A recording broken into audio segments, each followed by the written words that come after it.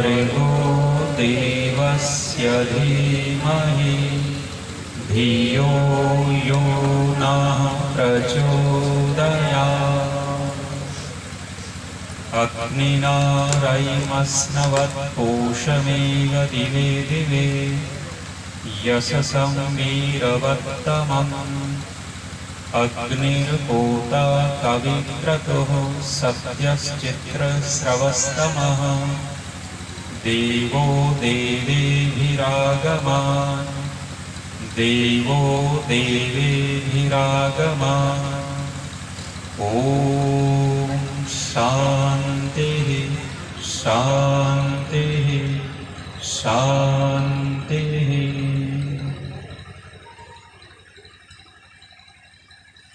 इस पवित्र स्थल पर उपस्थित जिनके विषय में बहुत बार अन्यों से सुनता रहा, जिनकी प्रसिद्धि की चर्चा बहुत दूर दूर तक है, आज साक्षात देख रहा हूँ। माननीय बहन डॉक्टर साध्वी प्राची जी, इस यज्ञ का संचालन कर रहे माननीय आचार्य अंकुर भारद्वाज जी, इनकी सहयोगी माननीय अमित जी, गुरुकुल बरनावा की पूर्व व्यवस्थापक माननीय आचार्य जयदेव जी, अभी बहुत ही उत्साह जो आप और हम सबको दे रहे थे भजनों के माध्यम से, हर जगत के सुयोग्य भजनोपदेशक पंडित घनश्याम प्रेमी जी, इनके पुत्र भूपेंद्र जी, याचिक परिवार, धर्म प्रेमी सज्जनों, मातृशक्ति, ऋषि लोग जीवन को जीना सरल बनाते हैं और साधारण लोग जीवन को कठिन बना देते हैं। ऋषियों की विशेषता यह है कि जो भी वो जीवन शैली अपनाएंगे या बताएंगे, उस जीवन शैली में कठिनता नहीं होती, उस जीवन शैली में सरलता होती है। लेकिन साधारण व्यक्ति जो जीवन शैली बताएगा, अपनाएगा, उस जीवन शैली में कठिनता हो जाती है और कठिनता से जीवन शैली बताने लग जाता है। बहुत बड़ा अंतर है साधारण और ऋषियों में।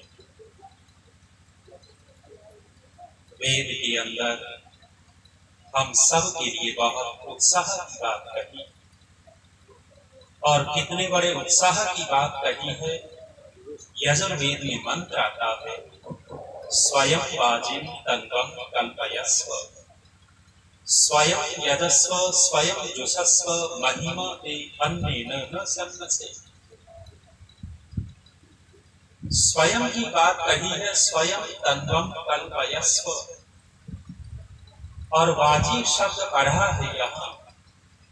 यदि हम लौकिक भाषा में इस वाजी शब्द का अर्थ देखते हैं तो इस शब्द का अर्थ बनता है घोड़ा, लेकिन यहाँ प्रकरण विशेष है और प्रकरण विशेष से अर्थ निकलता है जीवात्मा।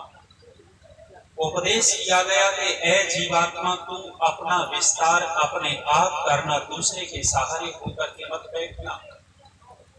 जो लोग दूसरे के भरोसे होकर के बैठते हैं और स्वयं पुरुषार्थ नहीं करते, वे लक्ष्य को प्राप्त नहीं होते हैं और कहीं न कहीं हम पराश्रित हुए। जब जब व्यक्ति दूसरे के आश्रित होगा, तब तब गति मंद हो जाएगी और लक्ष्य तक प्राप्त वो नहीं पा सकेगा। लक्ष्य को पराश्रित कितने हुए? किसी ने पूछा था कि ईश्वर हंसते कब है? उस विद्वान ने कहा कि ईश्वर के हंसने के 3 चांस हैं, 3 अवसर हैं, और जब जिसके ऊपर परमात्मा हंसते हैं उसका सर्वनाश भी होता है। कहने लग गए कि डराते क्यों हो? सर्वनाश होता है, भयभीत क्यों करते हो? कहने लग गए हम डरा नहीं रहे, हम तो वास्तविकता कह रहे हैं। ईश्वर के हंसने के 3 चांस। वैदिक सिद्धांत अनुसार ईश्वर न हंसते हैं न रोते हैं। परमात्मा तो सम अवस्था में रहते हैं, एक रस रहते हैं, लेकिन फिर भी समझाने की दृष्टि से बोल दिया। ईश्वर के हंसने के 3 चांस। पूछा कि कौन सा अवसर है जब ईश्वर हंसते हो? वो विद्वान कहता है कि पहला अवसर ईश्वर के हंसने का तब है जब परमात्मा ने इस मनुष्य को 2 बड़े मजबूत हाथ दे रखे हैं, और इन हाथों से जब मनुष्य पुरुषार्थ नहीं करता, मेहनत नहीं करता, और किसी साधारण से फटीचर आदमी के सामने हाथ फैलाता है और हाथ फैला करके कहता है कि देखना मेरा भाग्य कैसा है, उस समय परमात्मा हंसते हैं। इस व्यक्ति को अपनी लकीरों के ऊपर भरोसा है, अपने पुरुषार्थ पर भरोसा नहीं है। सज्जनों माताओं, जब जब व्यक्ति पंगु बनेगा, पराश्रित होगा, लक्ष्य तो नहीं मिलेगा। हाथ की लकीरों के ऊपर क्या?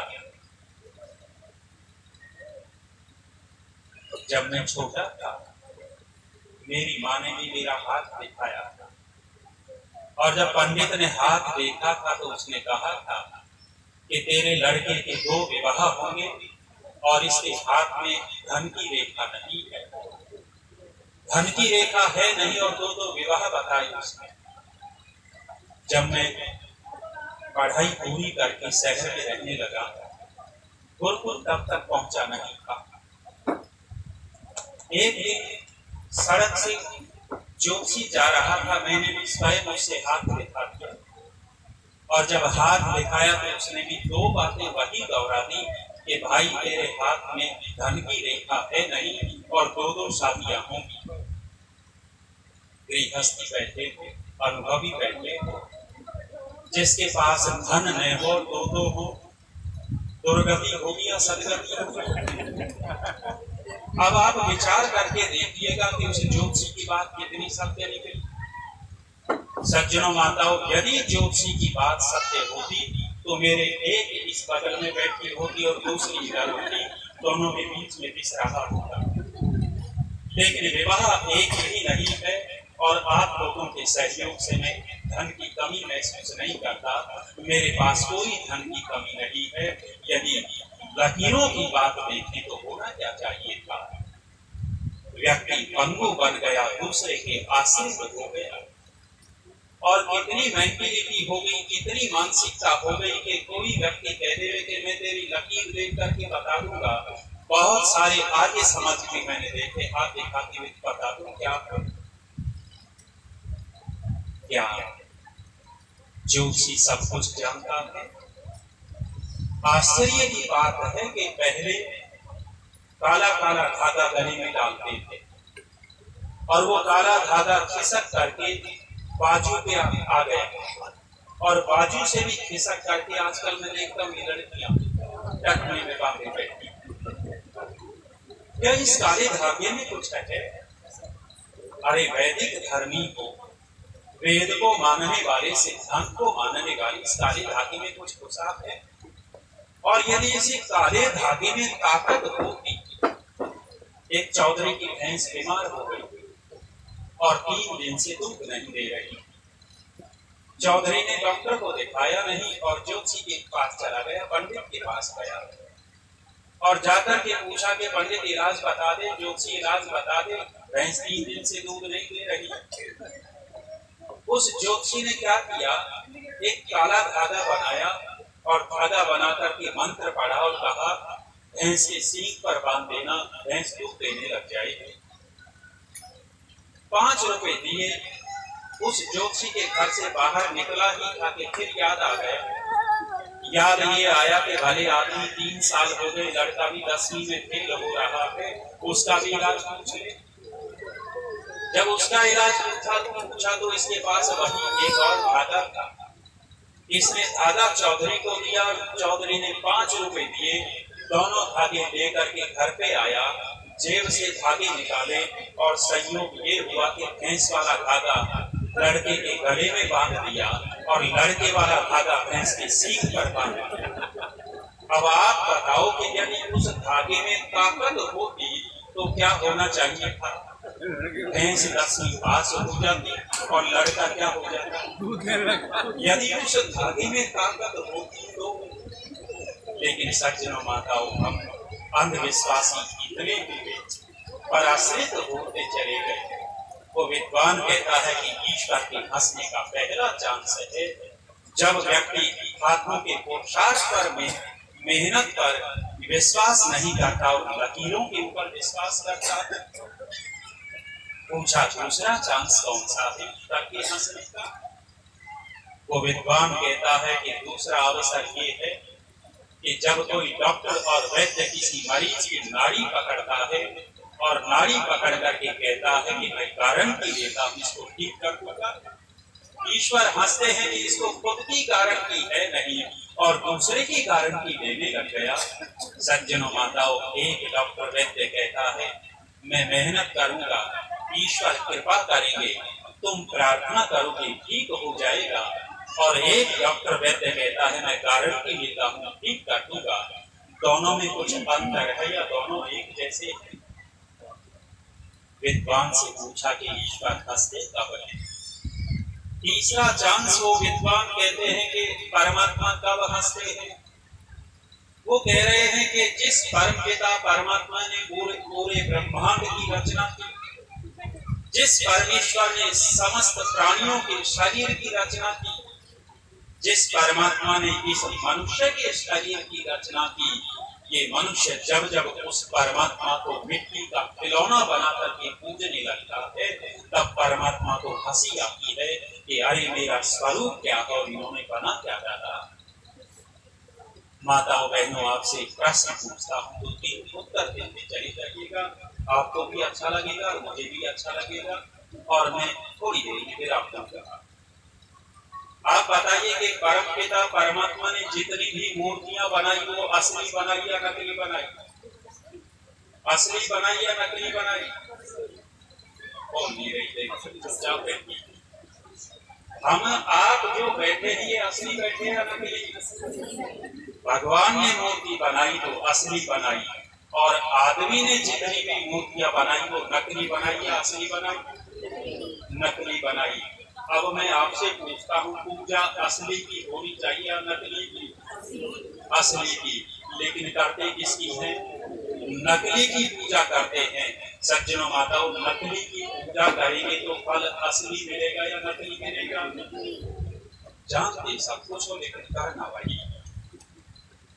अच्छा, पूजा करने का तरीका बिल्कुल असली है लेकिन जिसकी पूजा करते हैं वो नकली है। पूजा करने का तरीका असली कैसे? जब कभी देव स्थान पर जाते हो देवता की, वहां थाली में कुछ प्रसाद लेते हैं, फूल पत्तियां लेते हैं, लोटा पानी का लेते हैं, 10 ग्राम दूध भी डाल लेते हैं देवता को खुश करने के लिए। और वहां जाकर के सबसे पहला काम कौन सा करते हैं? सबसे पहला यही करते हो, उस देवता को नमस्ते करते हैं, प्रणाम करते हैं। अच्छा, आप ईमानदारी से बताना कि जब जब वहां जाकर के हाथ जोड़े, पैर छुए, प्रणाम किया, हाथ उठा करके कभी आशीर्वाद दिया? नहीं दिया। क्यों नहीं दिया? क्योंकि नकली है। और बहू रोजाना अपनी सास के पैर छू करके प्रणाम करके वे ये सास आशीर्वाद देगी या चुप रहेगी? आशीर्वाद देगी। क्यों? क्योंकि असली है। और सज्जनों माताओं, ये छोटी सी क्रिया हमारी व्यवहार को सुधार देती है। इस नमस्ते में ताकत बहुत है। और कितनी ताकत है? जब राजनेता इलेक्शन लड़ने लगते हैं, इनके पोस्टरों पर फोटो छपते हैं। किसी राजनेता का फोटो देखा है मुझ मरोड़ते अगर में देखा? फोटो उतरवाते हैं तो कौन से पोज में उतरवाते हैं? हाथ जोड़ करके फोटो उतरवाते हैं। फायदा होगा या नुकसान होगा? नेताजी करोड़पति होते हैं या गरीब होते हैं? लगभग करोड़पति। और करोड़पति नेता झोंपड़ी वाले के पास वोट मांगने के लिए जाता है और झोंपड़ी वाले को देख करके ही दूर से क्या करता है? बाबूजी नमस्ते। और पास जाकर के झोंपड़ी वाले के पैर छू लेता है। इसको नुकसान होगा या फायदा होगा? और हमने देखा, क्या देखा कि बहनें तो थोड़ी ठीक रहती हैं लेकिन कॉलेज के लड़के हो दंगे, साल भर कॉलेज के लड़के अपने अध्यापकों को नमस्ते नहीं करते, लेकिन जब एग्जाम का 1 महीना रह जाता है, 1 महीना पहले सलाम ठोकना शुरू कर देते हैं। गुरुजी नमस्ते, गुरुजी नमस्ते। नुकसान होगा या फायदा होगा? एक छोटी सी क्रिया कितना फायदा देगी। फिर बहन कहेगी कि महिलाओं के लिए होता है। फिर बात क्या है, एक बहू रोटी बना रही थी चूल्हे पर, सास बैठी हुई थी पास में। जब पास में सास बैठी थी तो उस बहू से एक रोटी चूल्हे में जल गई। जब रोटी जल गई तो सास देख रही थी, जलती हुई रोटी को देख करके सास भी जल भुन गई। और जब सास जल भुन गई तो इधर से रोटी में से धुआं उठा, उधर से सास के अंदर से धुआं उठना शुरू हो गया। और इसकी सास ने अपनी बहू को 3 गालियां सुनाई। जब 3 गालियां सुनाई तो बहू कौन सी कम की, पूरी क्षत्राणी थी, इसने अपनी सास को 6 गालियां सुनाई। जब 6 गालियां सुनाई तो हुआ क्या, इनकलाब जिंदाबाद, इनकलाब जिंदाबाद। जो हमसे टकराएगा, जो हमसे टकराएगा ना, जो हमसे टकराएगा भूखा घर से जाएगा, भूखा मरेगा। बहू ने भी पराठे एक तरफ पटकी और रोटी नहीं बनाई। दोनों सास बहू इतना गुस्सा हुई कि भूखी सो गई। दोनों जब भूखी सो गई, सवेरा हुआ, सवेरा हुआ, बहू उठी। भले ही बहू ने झगड़ा कर दिया था, लेकिन जब से ये ससुराल में आई थी तब से लेकर के आज तक रोजाना अपनी सास के पैर छू करके नमस्ते जरूर करती थी। इसको शाम का झगड़ा याद नहीं रहा, झगड़े को भूल गई और नमस्ते याद रहा। कमरे से निकल करके अपनी सास के कमरे में गई। सास बैठी थी चारपाई पर, आगे बढ़ करके अपनी सास के पैर छुए और पैर छू करके कहा कि माँ नमस्ते, माँ नमस्ते कह करके एक तरफ खड़ी हुई। खड़ी हुई तो इसकी सास ने इसको 2 बार ऊपर से नीचे तक देखा। क्या देखा, ये शाम वाली है कोई और है? शाम को जिससे युद्ध हुआ था ये वही है कोई और? पहचान लिया, ये है तो वही। अपनी चारपाई से नीचे उतरी, उतर करके अपनी बहू को गले से लगाया और छाती से लगा करके उसके कान में कहती है, मेरी बेटी एक एक रोटी मत जलाया कर, भले ही 2 रोटी जला कर। ये इतना बड़ा झगड़ा किससे मिट गया? एक छोटा सा नमस्ते पैर छू करके करिएगा, बड़े आशीर्वाद देंगे, झगड़े मिट जाते हैं। लेकिन सज्जन माताओं, हमने प्रणाम तो किया, लेकिन नकली के वहां जाकर के किया, असली को छोड़ दिया। दूसरा काम क्या करते हैं वहां जाकर के पूजा। नमस्ते करने के बाद जो 10 ग्राम दूध डाल करके पानी लेकर के गए थे, उस देवता के ऊपर वो रहते हैं और मसल मसल करके नहलाते हैं। आप ईमानदारी से बताना, जितना उस देवता को मसला रगड़ा, उसका रंग फीका पड़ता है, चमक आती है, फीका पड़ जाता है। पहले दिन तो पेंट था और रगड़ रगड़ करके पेंट पे काट दिया, उसका फीका पड़ गया। लेकिन यही काम बूढ़ी सास हो, ये सास बड़ी खुश होंगी आज। बूढ़ी सास हो और बहू सर्दियों में गर्म पानी करके उसको मसल मसल करके नहला देंगे, इसके अंदर चमक आएगी या फीकी पड़ेगी? चमक आएगी। क्यों चमक आएगी? क्योंकि असली है या नकली? असली है, असली है तो चमक आएगी। और वो नहलाने धुलाने के बाद एक और काम करते हैं। कौन सा काम करते हैं? जो थाली में प्रसाद लेकर के गई थी, वो इतना सा तोड़ेंगी जितना चिड़िया की चोंच में आए, और उतना सा लेकर के देवता के मुंह में पूछते हैं कि देवता खा ले देवता। आज तक तुम्हारे देवता ने खाया हो?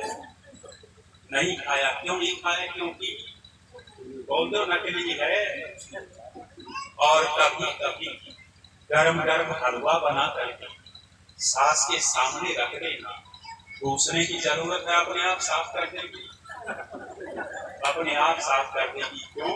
क्योंकि असली है। सज्जन माताओं, असली नकली का अंतर महसूस करिएगा। वो विद्वान कहता है कि ईश्वर के हंसने के 3 चांस। जब व्यक्ति उस परम पिता परमात्मा को छोड़ करके मिट्टी के खिलौने बना करके पूजने लगता है, ईश्वर हंसते हैं।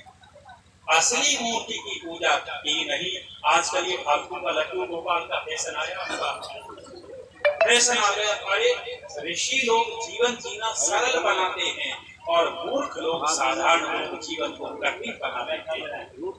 बचपन में गुड्डे गुड़ियों से खेलते थे, बड़े होकर के लड्डू गोपाल को खेल दिया। अब उस लड्डू गोपाल को चाय पसंद है या नहीं पसंद है, लेकिन चाय पूछेंगे। पकौड़ी पसंद है या नहीं पसंद है, पकौड़ी पूछेंगे। अरे क्यों भगवान की बेइज्जती करते हो, ईश्वर का क्यों अपमान करते हो? स्वयं वाचिन तंगम कल्पयस्व। वेद कहता है अपना विस्तार अपने आप करो, दूसरे के भरोसे होकर के मत बैठो। भरोसा करना है तो ईश्वर का भरोसा करना। दूसरा व्यक्ति, सांसारिक व्यक्ति धोखा दे सकता है, लेकिन परम पिता परमात्मा धोखा नहीं दे सकते। हम अपना विस्तार करते चले जाएं। इन्हीं कामनाओं के साथ विराम देता हूँ और अश्विनी जी को बहुत बहुत शुभकामनाएं देता हूँ और बहन से प्रार्थना करता हूँ। राजस्थान सवाई माधोपुर जिला में हमारा गुरुकुल चलता है, वहाँ अर्जुन राम जी मेरी बात जुड़े हुए आते रहते हैं। बहन से निवेदन करता हूँ वहाँ आएंगे, हमें अच्छा लगेगा। विराम।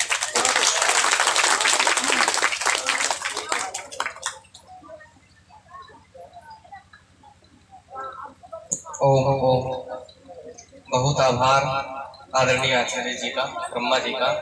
बहुत सुंदर परिचर्चा हमारे बीच में आप कर रहे थे। अनेकों विषय आपने छुए जो आजकल रूढ़ी के रूप में हमारे बीच में प्रचलित हैं। हाथों की लकीरों के विषय में भी उन्होंने चर्चा की। मुझे किसी शहर का लिखा हुआ कुछ पंक्तियां याद आ गई, वो आपके बीच में प्रेषित करके फिर हम शांति पाठ की ओर बढ़ेंगे। फिर बहुत सुंदर आज भोजन बनाया हुआ है अश्विनी जी के माध्यम से इनके जन्म दिवस पर। यही भोजन की व्यवस्था सभी की होगी। व्यवस्थापक महानुभाव वो तैयार हो जाए, यहाँ से उठने के बाद सीधा आक्रमण है। विनोद जी, बंटी जी अपना ध्यान रखें, व्यवस्था पूरी रखें। तो बंधुओं, ब्रह्मा जी आपको बहुत सुंदर चर्चा कर रहे थे। कभी किसी को हाथ मत दिखाना। हाथ तो आप स्वयं देख सकते हो। हाथों में क्या है? 4 उंगली और 1 अंगूठा। किसी कवि ने बहुत सुंदर कहा कि मत कर हाथों की लकीरों पर गुमान ए बशर, मत कर हाथों की लकीरों पर गुमान ए बशर, नसीब तो उनके भी होते हैं जिनके हाथ नहीं। नसीब तो उनके भी होते हैं जिनके हाथ नहीं। और बहुत सुंदर उदाहरण आचार्य जी से बढ़िया और कौन मिल सकता है? बता रहे थे कि दोनों तरफ कोई और होते हैं, बीच में खुद ही रहते हैं। तो इसलिए कभी दूसरों के बताए पर भरोसा मत करो। पूर्व जन्म कृतम कर्म तद्दैवम यदि कथ्यते। पूर्व जन्म के किए हुए कर्म ही हमारे इस जन्म का दैव माने भाग्य बनता है। तो इसलिए अपने कर्म पर विश्वास करो, आपका भाग्य भी अच्छा होगा। कर्म अच्छा करोगे तो भाग्य भी अच्छा होगा। मुझे आज एक चीज देख करके बड़ी प्रसन्नता हो रही है कि मैंने प्रातःकाल निवेदन किया था कि आप स्वयं एक प्रतियोगिता में भाग लें कि किसकी तरफ से सामग्री सबसे कम पड़े। थोड़ी सी तो डली हुई है, लेकिन आचार्य जी 2 दिनों से आपको कम दिखाई दे रही होगी। तो आप 100 में से 80 नंबर तक तो पहुंच गए हो। ये प्री बोर्ड चल रहा है आपका, है ना? प्री बोर्ड सीबीएसई ने भी चलाए थे। बस पूर्ण होते तक देखेंगे आप 100 में से 100 लाते हो या कितने आते हैं। लेकिन मुझे पूरा विश्वास है। अच्छा, इतनी हवा में उड़ रही है तो 100 में से 100 पक्के। बहुत धन्यवाद। आइए हम शांति पाठ की ओर बढ़ते हैं। सायंकालीन फिर हम 3:30 बजे से मिलेंगे और 3:30 बजे के पश्चात जब यज्ञ प्रारंभ होगा, लगभग 4:30 बजे हम पूज्य आदरणीय दीदी को भी हम यहाँ से सुनेंगे। माताओं बहनों, आपके विषय में बहुत सुंदर चर्चा होगी, तो आप 4 बजे के आसपास तक हमारे यहाँ पर पहुँच जाना। फिर दीदी को आप नहीं सुन पाएंगे, यदि आप नहीं आ पाए तो बहुत दूर दूर तक दीदी जाती हैं।